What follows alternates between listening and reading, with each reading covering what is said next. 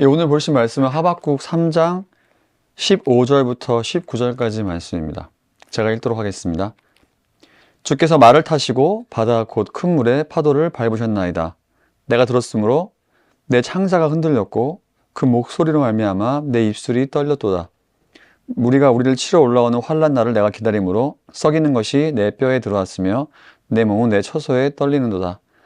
비록 무화과나무가 무성하지 못하며 포도나무에 열매가 없으며 감람나무에 소출이 없으며 밭에 먹을 것이 없으며 우리의 양이 없으며 외양간에 소가 없을지라도 나는 여호와로 말미암아 즐거워하며 나의 구원의 하나님으로 말미암아 기뻐하리로다.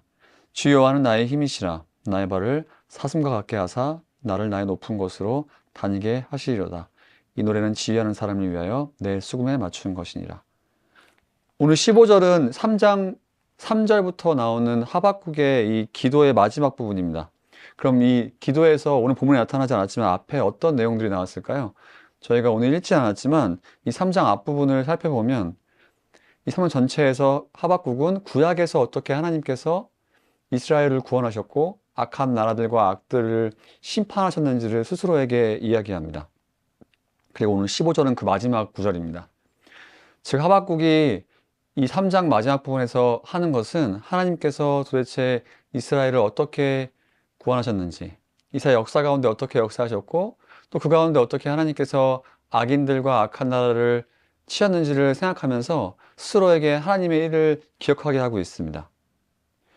즉 하나님께서는 세상의 악을 방관하지 않으시고 자신의 백성을 구하시고 자신의 성과 뜻을 행하시기 위해서 자신이 볼 때 이 지저분한 세상에 뛰어드시고 직접 관여하셨음을 스스로에게 이야기하고 있습니다. 저희가 예수님의 성육신을 생각해 보면 좋을 것 같습니다. 저희가 상황이 하박국같이 어려운 상황에 둘러싸이고 저희 세상에 악이 만연할 때 저희는 그렇게 생각하게 됩니다. 하나님께서 정말 무엇을 하고 계실까? 하나님께서 방관하시고 세상에 아무 관심이 없으시고 나의 인생에 아무 관심이 없다라고 생각하기 쉽습니다. 하지만 오늘 본문을 보면 하박국은 전혀 그렇지 않다라고 이야기하고 있습니다. 그럼 저희가 오늘 본문을 보면서 기도할 수 있는 첫 번째는 하나님께서 우리의 삶에서 도대체 어떤 선한 일들을 지금까지 하셨고 그리고 저희가 그것들을 기억하면서 하나님이 선하심을 고백하고 우리 스스로에게 우리 상황에 얽매이지 않고 우리 상황이 어떠하든지 간에 하나님께서 지금까지 하신 일들을 기억하고 하나님의 성품을 우리에게 이야기하는 것은 참 좋은 것 같습니다. 우리의 감정과 생각은 굉장히 변덕스럽습니다. 그래서 우리의 감정은 정말 매일매일 상황에 따라 변하기 쉽지만 하나님께서는 선하신 분이고 한결같은 분이라고 하박국이 고백하고 있습니다.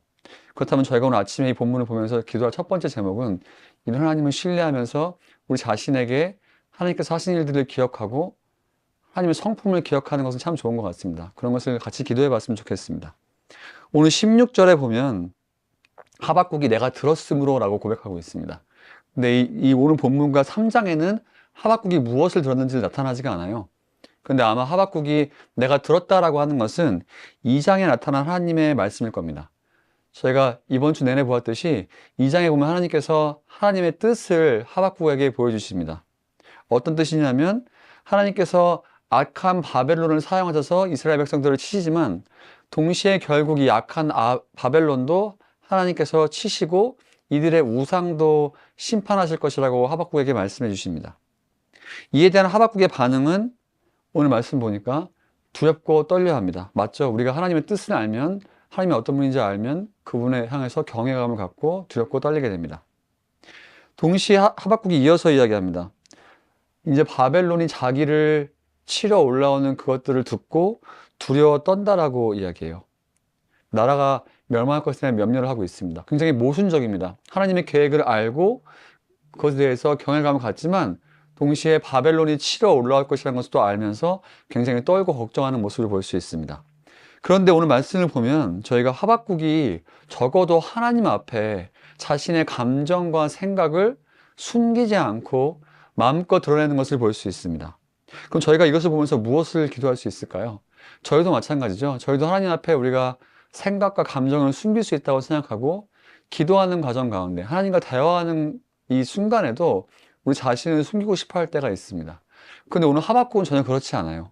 저희가 이번 주에 계속 봤지만 하박국은 자신의 생각과 감정을 아무 숨김없이 하나님 앞에 드러내는 것을 볼 수 있습니다. 그럼 저희도 그렇게 기도했으면 좋겠습니다. 저희가 오늘 말씀 보고 기도할 때 하나님 앞에 적어도 우리의 생각과 감정을 모두 드러내고 우리가 어떤 사람인지 하나님 앞에 그냥 숨김없이 보여드렸으면 좋겠습니다.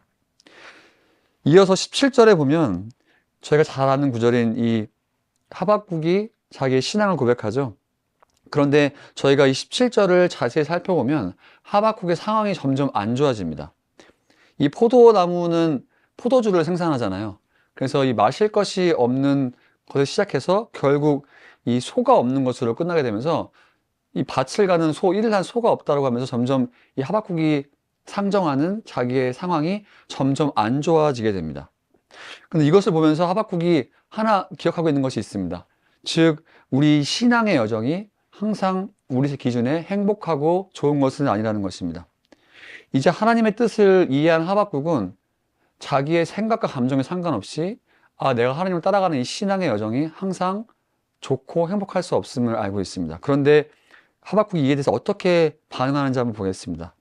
18절에 보면 나는 여호와로 말미암아 즐거워하며 나의 구원의 하나님으로 말미암아 기뻐하겠다고 하박국이 고백하고 있습니다. 이 장을 통해서 하나님의 뜻을 이해한 하박국이 이제 삶의 어려움을 견디고 참기보다 오히려 능동적으로 나는 하나님을 기뻐하고 즐거워하겠다라고 오늘 말씀에서 고백하고 있습니다. 어떻게 하박국이 이렇게 할 수 있었을까요?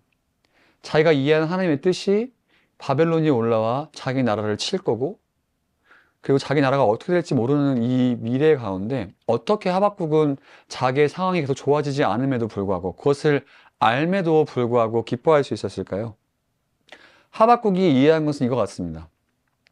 하박국이 하나님이 어떤 분인지 알고 하나님이 이스라엘과 자신에게 어떤 분인지 알면 결국 그들에게 중요한 것은 하나님의 뜻이 그들의 인생에게 이루어지는 것이 중요한 것이지 그 자신들이 보기에 기쁜 일이 일어나는 것이 중요한 게 아니라는 것을 알고 있습니다. 즉 얼마나 하나님의 뜻이 그들의 삶 가운데 일어나는 것이 중요한 것이면 하박국은 안 것 같아요. 그래서 자기에게 어떤 상황이 오더라도 적어도 그것이 하나님의 뜻이 이루어지는 것이라면 내가 그것을 알면 능동적으로 기뻐하는 것을 선택하겠다고 하박국이 오늘 고백하고 있습니다.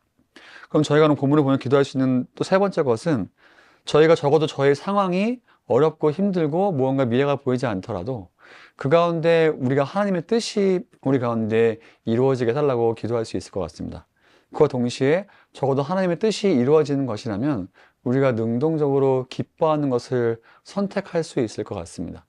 사람들은 그렇게 오해합니다. 사람들은 기뻐하는 감정은 자연스럽게 나와야 되고 그런 것이 좋은 것이라고 이야기하지만 적어도 하박국은 그렇지 않다라고 이야기합니다.